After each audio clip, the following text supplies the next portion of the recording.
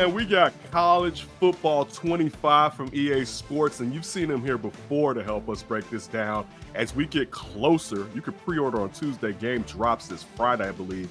We got senior editor for Insider Gaming, Mike Straw. Follow him at Mike Straw Media. Mike, how are you doing today? I'm fantastic. I am more hyped today than I was yesterday, than I was the day before. 11 years is about to just all come down to this, and I couldn't be more excited. You know what? On a personal note, let me ask you this. What teams were you obsessed and was a must play then? And are those still the same teams that you're going to play with? And if not, what teams are you looking forward to playing?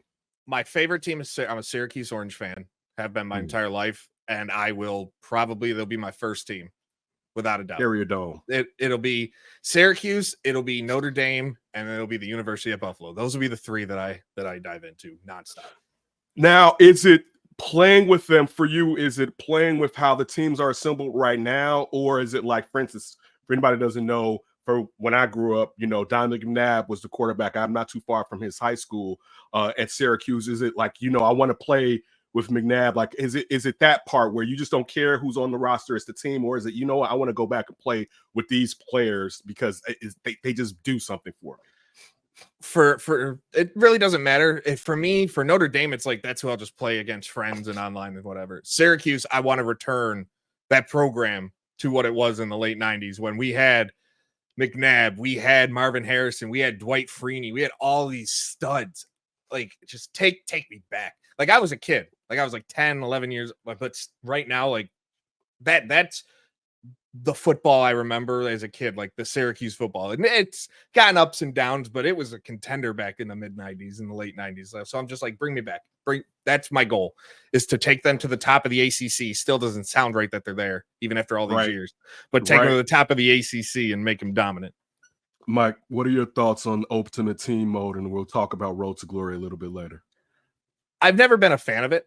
I've just never been a fan of card collecting modes. People are into it. I appreciate it, or it is what it is, but it's one of those things of I might never touch. But I get the appeal behind it. My only concern has always been how much they used to push microtransactions. Like the first time you load into the game, like and 2K has done this, Madden's done this. You load into the game, and the first thing they do is buy these packs, buy these packs, buy these packs. It's gotten a little better, but it's still heavily pushed. And that is my biggest gripe, is it's a constant, like, in-your-face advertisement for buying them that I'm not a fan of. They have done a lot to improve, at least on the Madden side, and it seems to be on the college side. We don't know yet, obviously, to make it to where you don't have to spend real money.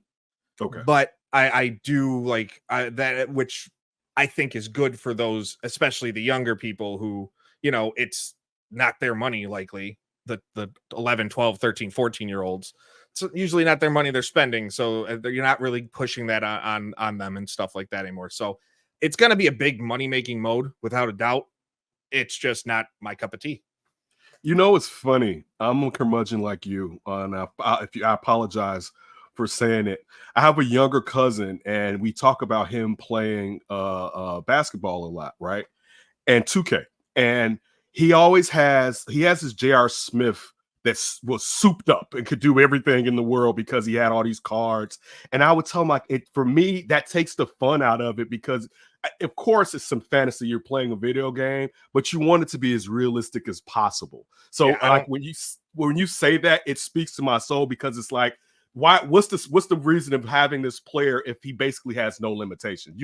You have to work around the limitations and add or subtract to make the team better, in my opinion. And I prefer to go that route than the kind of, I don't want to say cheat because it's part of the game, but it's a hack that it's not something I look forward to. Yeah, I got into a conversation a few days ago about this, because they announced that they were going to have like college football legends and NFL players, because of that relationship with the NFLPA, as players in Ultimate Team. And they're going to have like a Stephon Diggs, a Josh Allen, a Pat Mahomes, and things like that. And I'm going, cool, but don't make them like their player ratings and stuff like that. Don't make them the NFL version of what Pat Mahomes became, or what Josh Allen became, or what Diggs. There's a reason Diggs was a 5th round pick.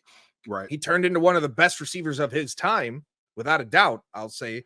but there's a reason he was picked when he is. So you have to treat it like that. And then immediately someone goes, but you got to think at the end of the day, like ratings won't matter because they're all going to stack their teams with these 99 overall players by within a month anyway. And I'm like, yeah. And that's, like you said, that's kind of my problem with it. I like, in no world, like you brought up J.R. Smith, in no world J.R. Smith's a 99. Right. In no world. Maybe like Right. a mid 80s at best. Right. At best. But we've all watched J.R. Smith. I had front row seats to watch him as a Nick. Like, I don't. Come on, man.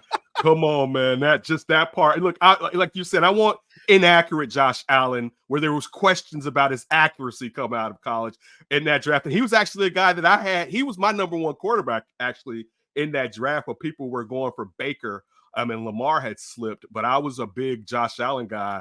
But Lamar was my number one. Lamar was my number one. Yeah. And when he fell, and he fell to the Ravens of all teams, I was like, ooh, right. Oh, so I'm mad. Like at that point, I was like, all 31 other you teams, I despise, even the Bills. I hate you. Like, okay. I hate you. Like, why did you do this?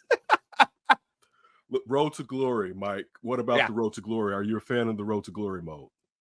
For the most part, I love it. I love what they've announced. I love what I've seen. I loved everything about it. The fact that you can become ineligible because you let your GPA drop. You have to manage. The only thing I wish is they would make you take the tests. Right. Like it goes based on your prep level and stuff for the test. But I would love if they're like, you have your midterm and they make you take that midterm. Like they just give you football trivia. I don't know, or basic math. And like, they make you take it. I think my only nitpick that I would have liked to see is they have you start choosing whether you're 2, 3, 4, 5-star recruit instead of the high school football where you came up. I'm okay with it not being the high school. I would have liked to see them maybe do like a combine of sorts. Right. To where it's like you get that feel on the field and based on your results of the combine, then combined with the interview you have to do with the reporter to get your like preferences and what you're looking for in a school, that combines with who targets you as opposed to the certainty of like, no matter what, I'm a 5-star recruit. It doesn't really matter. I'm getting recruited by big schools. Now, for the interview and for the test, is it one of those situations where there's a meter that's going left and right or up and down and you have to land it in a certain area to pass? Do you know how that goes? So for the interview, all that's going to do is ask questions like, do you care? What do you prefer to be close to home or does it matter? What is your thing on like your brand, your personal brand? How do you want to grow in that? And that'll help determine what schools might be interested in you. That's all that's going to do. It's going to be not super long of an interview, but it's going to be an interview, like multiple choice options. The midterms and the tests and stuff, all it is throughout your week, you have this agenda to take care of, whether it's to go to class early, skip class, sleep in, and these decisions will help your prepared level that when it comes time for these tests midway through the year and late in the year, that readiness will determine how you do. So there's no real like input on it's midterm week, I need to do well. It's just how have you every decision you've made up to that test, that midterm will determine how well you do on this midterm. You bomb that midterm, kiss your playing time goodbye. We'll see. It's interesting, and I'm sure it's not. But I have to ask you this, and I don't know if you know, everyone. He is not Mr. EA. All right. So no, they don't. I don't even have the game. Right. But well, let's put it this way: I don't have it. I'll have the game when it launches, but it's not one of those things of where I'm one of the ones who are lucky enough to review it. Great. I know a lot of great people who are getting it and get to review it. I'm jealous, but It is what it's just the nature of the beast. Is it a situation, though? Can you tell me this? If I had to sleep through the week, will it benefit me at game time because I got more rest? Yep. The more if you decide to skip a class, right, or you just sleep in, and you're like, it'll help with, say, your wear and tear, and say you're nursing a shoulder injury. It'll help with that. It'll help the recovery time and stuff. There's always a pro and con to what you do. Sometimes the trade-off, the negative trade-offs are way worse than what you'd expect. Like being caught. Like the one example they used when they announced it was like, oh, you slept in, too bad there was a pop quiz and now you're great. Now your GPA is dropping because of it. You're kind of SOL on that. And so they seem to have all these decisions. I don't know. It seems like they have a lot, It doesn't seem like it's going to be get repetitive too quick, which I'm always worried about with any branching thing or anything that can impact you. But it seems like they have enough there to really keep you going, at least for your 3 or 4 year career. Where do they get the data for? And I know there's a lot more because you have all the camps and stuff like that. But for the incoming freshmen, where do they get the data? Where are they getting that to give them the ratings that they give them? The schools give them everything. They give them assets on the players. They give them the playbooks. They give them information on the players. They give them information about the stadium. Everything comes directly from the schools. It comes from watching gameplay. It comes from everything. Like, they have an entire team dedicated just to research on these players. So that team or crew department, they will, because this is a question I've been thinking about the last 2 days knowing you're coming on. What about, and we've seen this with Madden, where they would have former players and people go to different places to improve their ratings or decrease their ratings throughout the season. So the schools are going to be providing EA with that information to where, for instance, a player, let's just say he hadn't played the first 6 weeks, but now he's starting due to injury or because he outplayed someone. They're going to give them the information on why this kid now should have this rating and should have these abilities or lack thereof. So how it's going to work through the year, from my understanding, is it's going to come based on what the performance of the players. So they have their team tracking how the games are going. So if they sense a player has jumped from, third or fourth on the depth chart, or maybe they're the 6th wide receiver, and then all of a sudden now they're number 2 on Maryland, for example, that'll be reflected in the ratings throughout the year. It's going to be just a natural progression based on how the games play. And they have their team, they will have the team watching games. That's the biggest thing. It's not just looking at a box score and be like, oh, he had a good week. Oh, he had a good week again. No, they're going to watch these games back. If they see players are having box score like performances that are blowing through the roof, they're going to go back and watch and be like, okay, why? Was it a fluke or what's going on? Any player ratings, because now we have right now the player ratings of the 25 player ratings and the team ratings are out. Did any of them jump off the map to you? You got Will Johnson, Michigan cornerback at 96, Will Campbell, LSU left tackle at 96, and of course, Ali Gordon, Oklahoma State running back, following up with the 96, and I'm just to name a couple. But any ratings you was like, oh, I'm interested, or straight on? Ali Gordon being, the top rated, he's ranked 3rd technically, but he's tied for the top rating. He's a great running back. Don't get me wrong. Great running back. I don't know if I'd put him as tied for the top rated player in college football. Donovan Jones, I think, is lower than what he should be. Shedeur Sanders, I think, is way too high. I'm not a fan of him, though, to be honest. Like, personally, I'm just not a fan. Like, he's got a great deep ball. Like, I love his deep ball. I just don't know if it's top level college, like if he's really the second best quarterback, or one of the best, not second best, but one of the best quarterbacks in college football. I'm just not sure about that. Like, he's 17th overall in the overall rankings. I think he's the second highest Colorado Buffalo behind Travis Hunter, who can, by the way, play both sides of the ball in the game. The stamina. For those who are wondering, exactly. You have to manage and determine if you want him on both, if you want him in a corner. Right now, his ratings are based on wide receiver, but he does have cornerback ratings and defensive back ratings in the game. So if you want to move him to corner, everybody kept freaking out about that. They don't have to worry about it. They can put Hunter on the defensive side if they want. But yeah, like certain ratings, I get they're going to change. I don't like to get too into it. And freak out as much as some people, but there are some, like the Donovan Edwards being lower than what he was, Shedeur Sanders being as high as what he is. It just, I don't know. It doesn't sit right with me.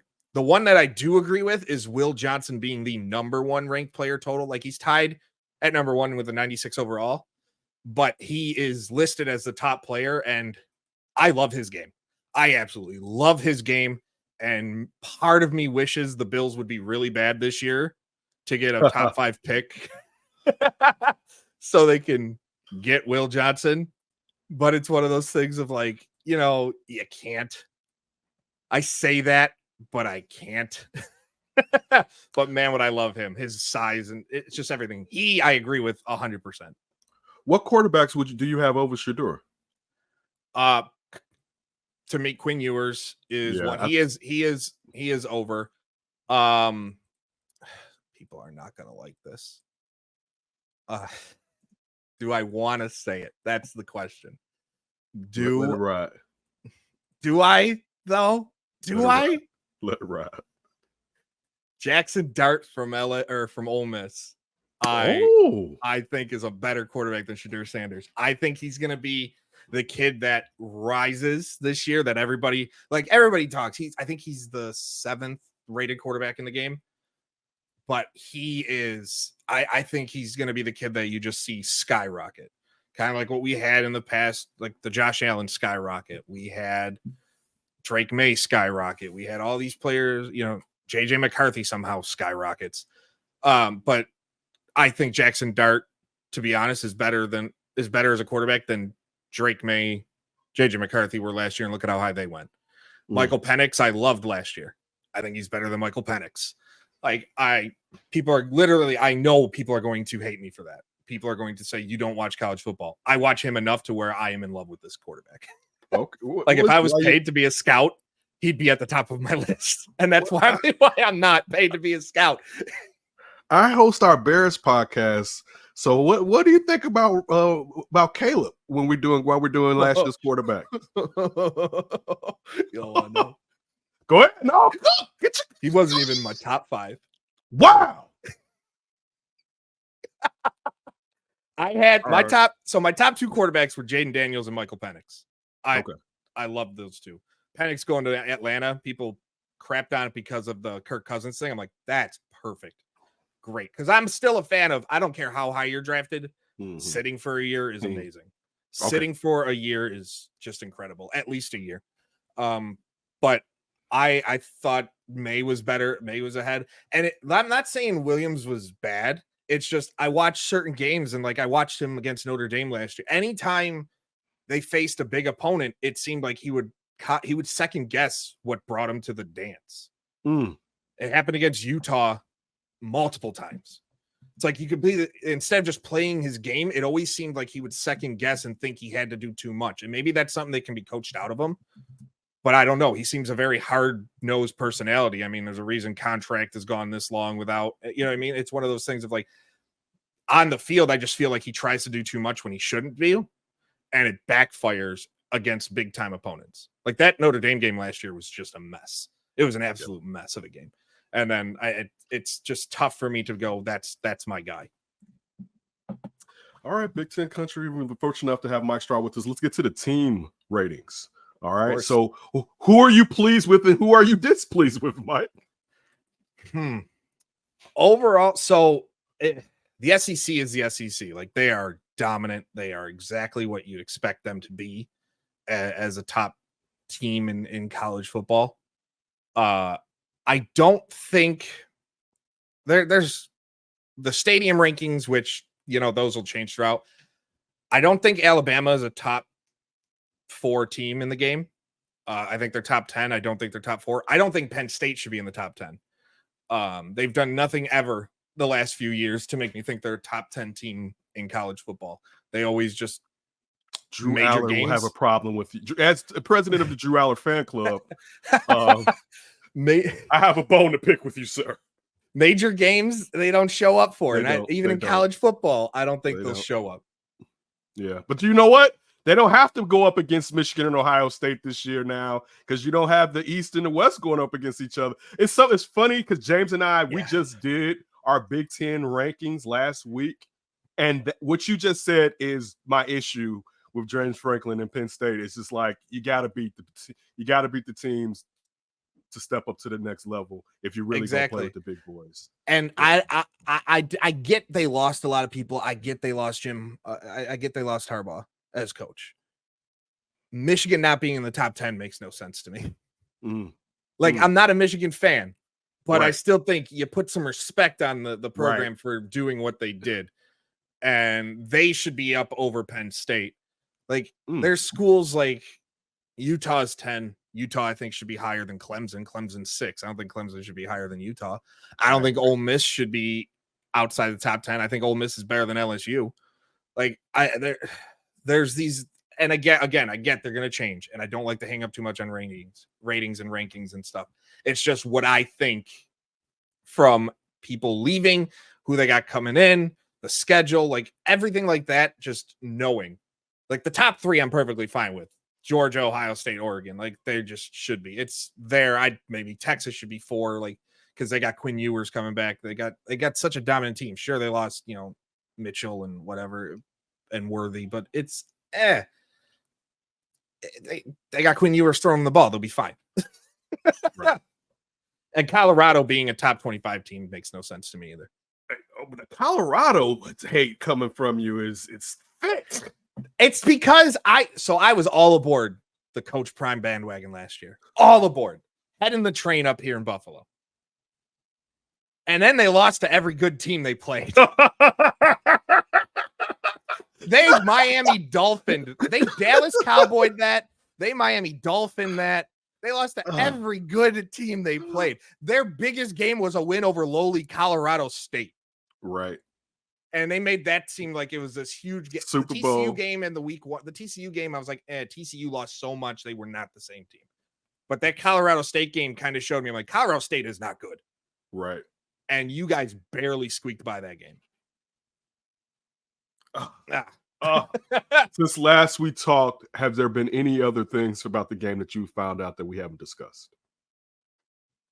So, as far as anything new I found out, they do plan, I don't know when we're airing this, but as we're talking on Sunday, the team builder stuff that people are worried about it, don't be worried about it. That is coming. The announcements are coming. Details are coming. I know the original plan was to launch and hopefully have it up early July, beginning of July, but I don't have this on the record, but I do believe it was a lot of testing to make sure the servers could handle it because they know what's going to happen. It might be bigger than what they originally expected, but they know what's going to ultimately happen. So it's a lot of testing the waters and stuff like that. So don't worry about it. It's going to be fine. It's going to be great. Just enjoy what you're going to have. I think that's the biggest thing since we last talked. Everybody was worried about it. There's no need to be. Mike, when are you on your either through articles or on your timeline going to post something so everybody here can tune in for it? It's probably going to be Tuesday.